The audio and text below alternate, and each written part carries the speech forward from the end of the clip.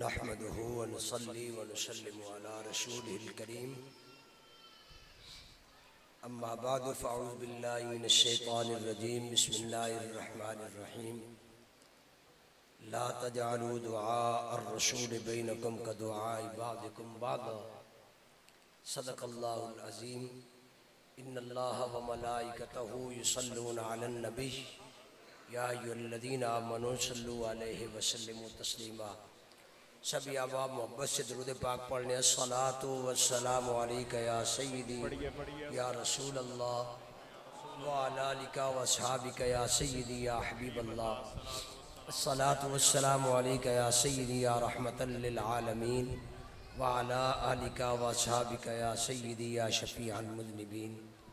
حمد و صلوات کے بعد گرامی قدر احباب، آج کی یہ انتہائی خوبصورت محفل میلاد مصطفیٰ صلی اللہ علیہ وسلم جو ہمارے پیر بھائی محمد عرفان صاحب اور ان کے ساتھی، ان کے رفقاء، انہوں نے اس محفل پاک کا انعقاد کیا۔ اللہ تعالیٰ ان کی اس محفل پاک کو اپنی بارگاہ عالیہ میں قبول فرمائے اور اس محفل پاک کی برکات جتنے بھی احباب تشریف لائے ہیں اللہ تعالیٰ سب کو عطا فرمائے۔ اصل خطاب تو ابھی انشاءاللہ چند لمحات کے بعد پروردہ آغوش ولایت، پیر طریقت، راہبر شریعت، جگر گوشہ عالمی مبلغ اسلام، قاسم فیضان شیر ربانی و پیر کیلانی حضرت صاحبزادہ والا شان حضرت صاحبزادہ پیر سید علی سجاد حیدر شاہ صاحب دامت برکاتہم العالیہ، آپ ہی کا اصل بیان جو ہے وہ انشاءاللہ ہم سنیں گے۔ تو حکم کی تعمیل کرتے ہوئے میں بھی چند لمحات کے لیے حاضر خدمت ہوں۔ مجھ سے قبل یقیناً آپ نے خوبصورت انداز میں بیانات کا سلسلہ بھی اور نعت خوانان شیریں بیان کی زبانوں سے، اور خصوصاً آج کے ہمارے جو ہیں وہ محفل کے جو خوبصورتی ہے قاسم بھائی، ان سے بھی آپ نے بہت کچھ کلام سن لیا۔ اللہ تعالیٰ سب کی حاضری کو اپنی بارگاہ عالیہ میں قبول فرمائے۔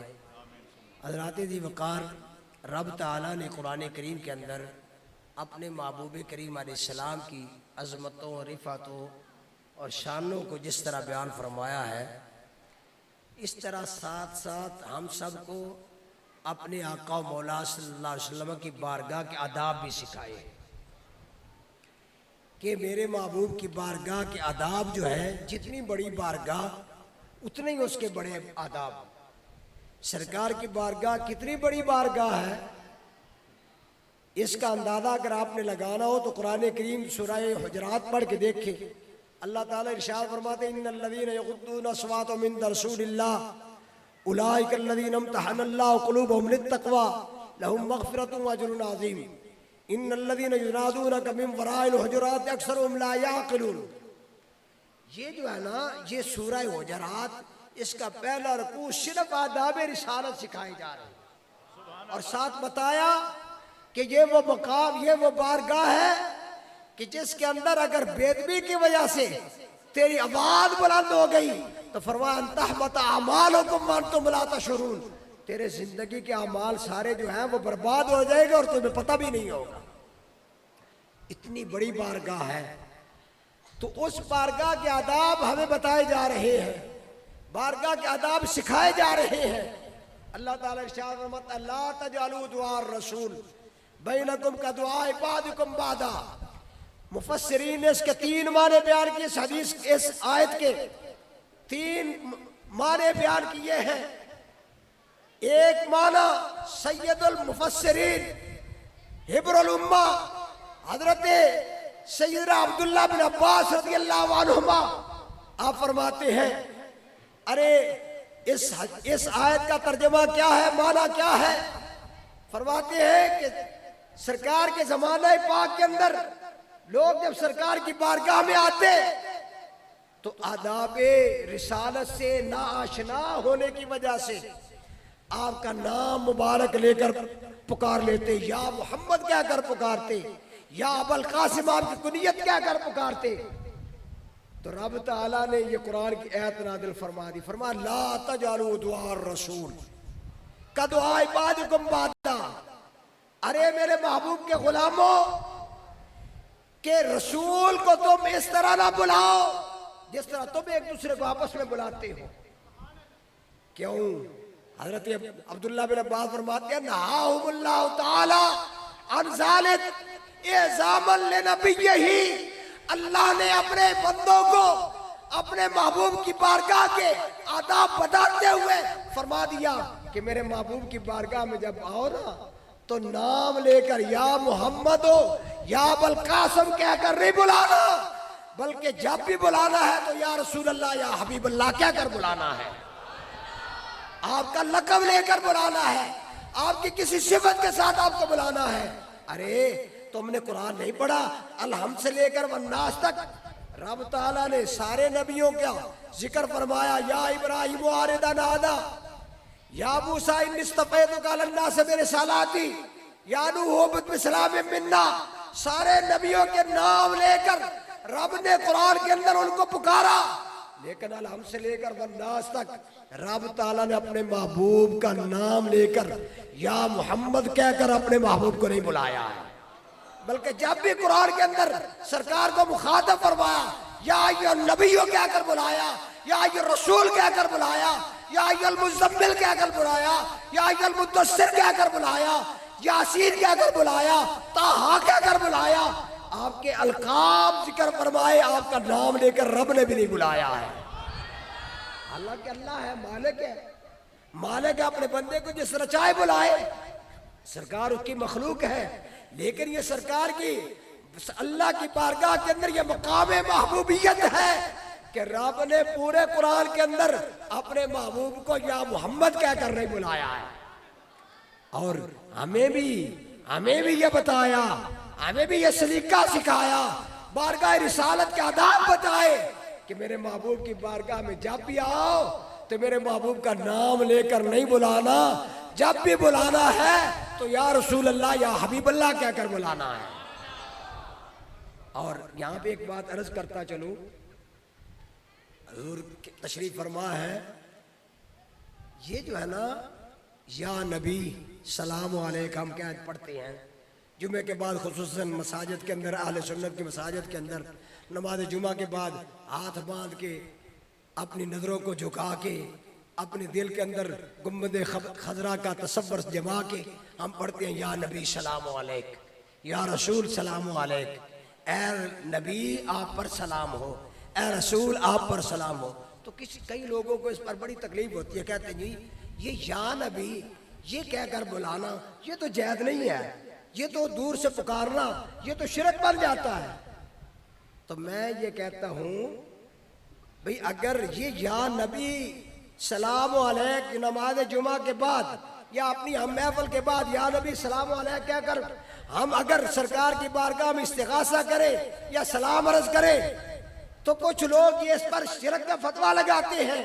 ارے میرے بھائی 5 وقت کی نماز جب ہم پڑھتے ہیں تو تحیات ہر آدمی پڑھتا ہے، تو کیا پڑھتا ہے؟ السلام علیکہ ایھا النبی۔ بھائی کسی مکتبہ فکر کا عالم دین ہو، جا کر اس سے اس کا ترجمہ پوچھو، السلام علیکہ ایھا النبی ورحمۃ اللہ وبرکاتہ کا ترجمہ بتا دے تو رب کعبہ کی قسم ہر ایک یہی بتائے گا یا نبی سلام علیک۔ ترجمہ اس کا یہی ہے، ہم اپنی زبان میں اس کا ترجمہ یا نبی سلام علیک، وہ عربی لفظ ہے السلام علیکہ، اے نبی آپ کی بارگاہ کے اندر سلام بھی ہو، اللہ کی رحمتیں بھی ہو، اللہ کی برکتیں بھی ہو۔ ارے میرے بھائی وہ سلام جو نماز میں تو اہل عبادت ہو، وہ سلام جو سرکار کی بارگاہ میں نماز میں پیش کیا جائے تو اس سے درجات کی بلندی بھی ہو، نماز کی قبولیت کی سند بھی ہو۔ ارے وہی سلام جب ہم بعد میں پڑھے تو وہ شرک کیسے بن جائے گا؟ نماز کے اندر تو وہ اہل عبادت ہو، جو چیز نماز میں اہل عبادت ہے تو نماز سے باہر وہ شرک ہو جائے؟ کیسا یہ دین ہے؟ ارے اسی لیے یہ رب تعالیٰ کہہ رہا ہے میرے بندو جب میری بارگاہ میرے محبوب کی بارگاہ میں آؤ نا تو میرے محبوب کا نام لے کر، جیسے تم ایک دوسرے کے نام لے کر پکارتے ہو، میرے محبوب کا نام نہیں لینا۔ میرے محبوب کی بارگاہ میں جب بھی آنا ہے، اگر تم نے بلانا ہے تو آپ کے لقب سے بلانا ہے، آپ کی میں نے آپ کو شانیں جو عطا فرمائی ہے، آپ کو جو خصوصیات عطا فرمائی ہیں، میرے محبوب کو بلانا ہے تو ان سے بلانا ہے۔ یہ ایک اس کا معنی میں اختصار کے ساتھ عرض کرتا ہوں۔ دوسرا اس کا ترجمہ جو آج کے کسی مفسر نے نہیں، میں صحابہ کی بات کر رہا ہوں۔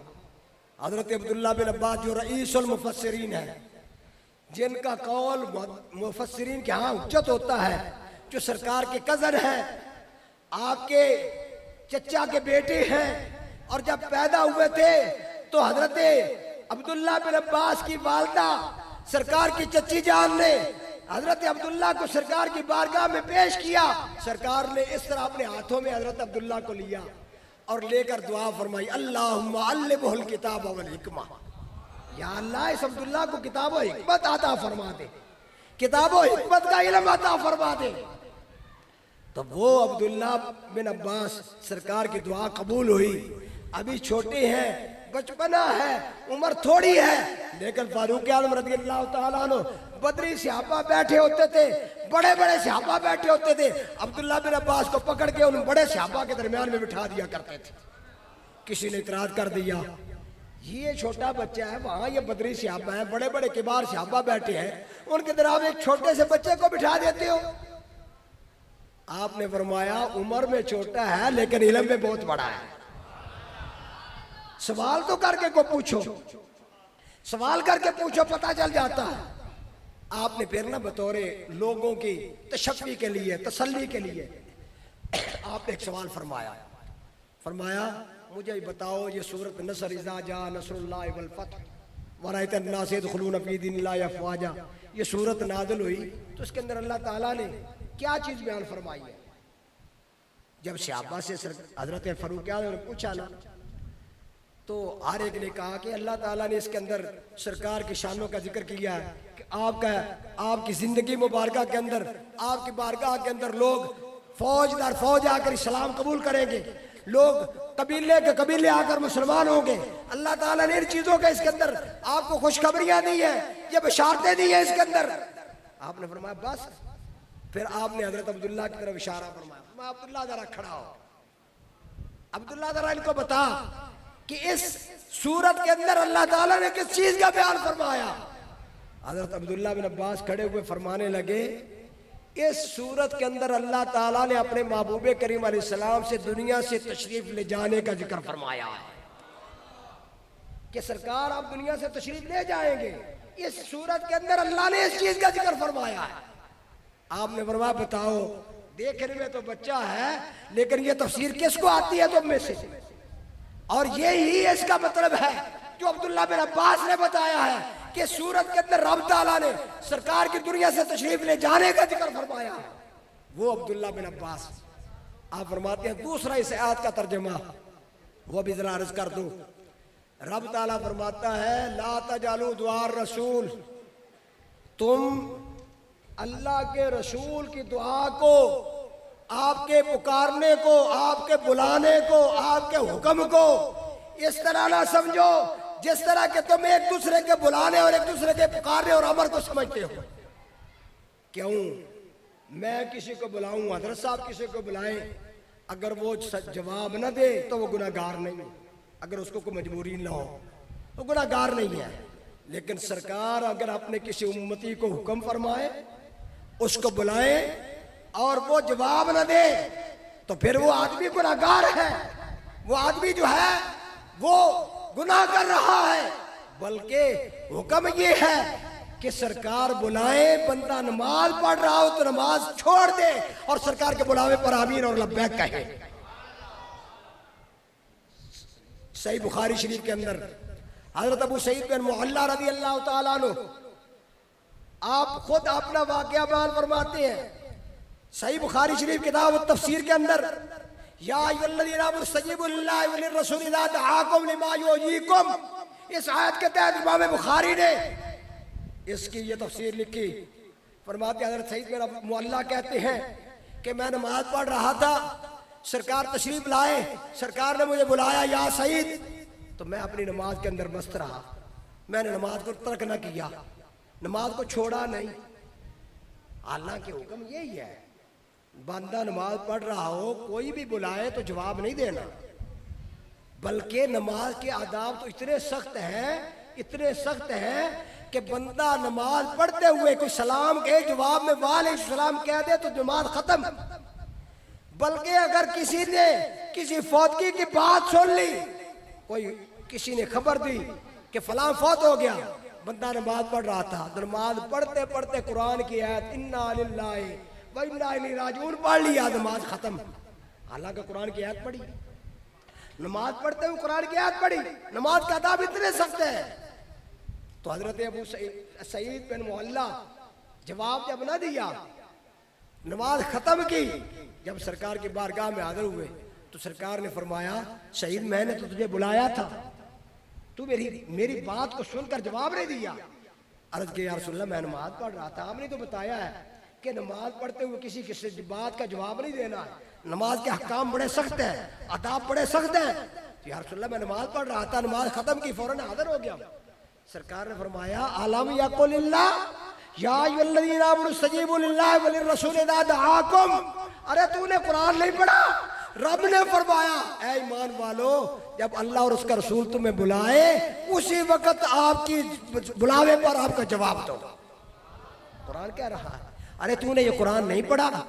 یہاں محدثین نے لکھا ہے سارے مکتب مکاتب فکر جو ہے انور شاہ کشمیری جو دارالعلوم دیوبند کے جو شیخ الحدیث، انہوں نے بھی اس حدیث کے تحت لکھا کہ نماز پڑھتے ہوئے اللہ کے محبوب بلائے، بندہ نماز چھوڑ کے آپ کے بلاوے پر چلا جائے، آپ کسی چیز کا حکم دے، پورا شہر گھوم آئے، لوگوں سے باتیں بھی کرے، سینے کو کعبے سے پھیر بھی لے، لیکن پورا آپ کا حکم مکمل کر کے جہاں سے نماز چھوڑی تھی وہیں سے آ کر نماز پوری کر لے، اس کی نماز مکمل ہو جائے گی، اس کی نماز مکمل ہو جائے گی۔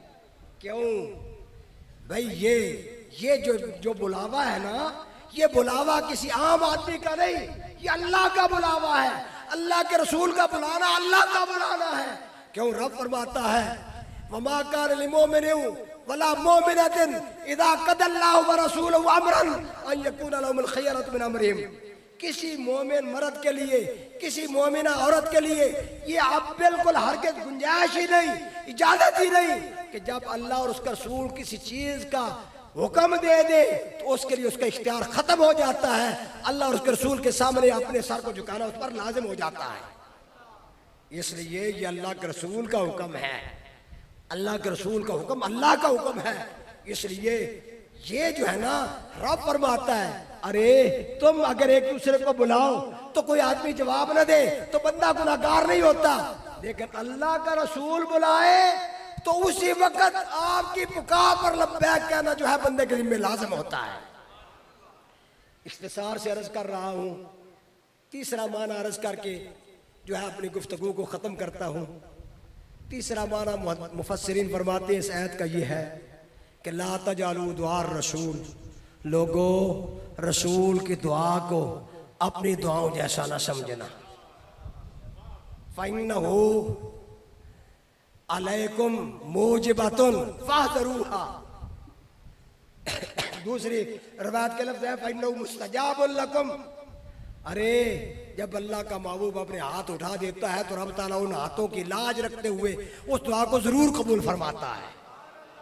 رسول کی دعا کو اپنی دعا جیسا نہ سمجھنا، ارے تم دعا کرو میں دعا کروں کوئی اور دعا کرے، اللہ کی مرضی قبول کرے نہ کرے، لیکن اللہ کا محبوب جب ہاتھ اٹھا دے تو رب تعالیٰ اس دعا کو رد نہیں کرتا، اللہ اس کو ضرور قبول فرماتا ہے۔ میں اسی حوالے سے ایک حدیث مبارکہ عرض کر کے یہ آپ نے علماء سے کثرت سے سنی ہوگی، حضرت ابو ہریرہ رضی اللہ تعالیٰ عنہ، آپ کی والدہ ماجدہ جو ہے وہ پہلے مشرکہ تھی، حضرت ابو ہریرہ رضی اللہ تعالیٰ عنہ آ کر ان کو اسلام کی دعوت دیتے رہتے، لیکن آگے سے وہ بڑے بڑے سخت الفاظ بھی بول دیتی تھی تو آپ بڑے پریشان ہو جاتے۔ ایک دن بڑے غمگین ہو گئے اور آ کر عرض کرتے ہیں یا رسول اللہ صلی اللہ علیہ وسلم میں آپ کا غلام ہوں.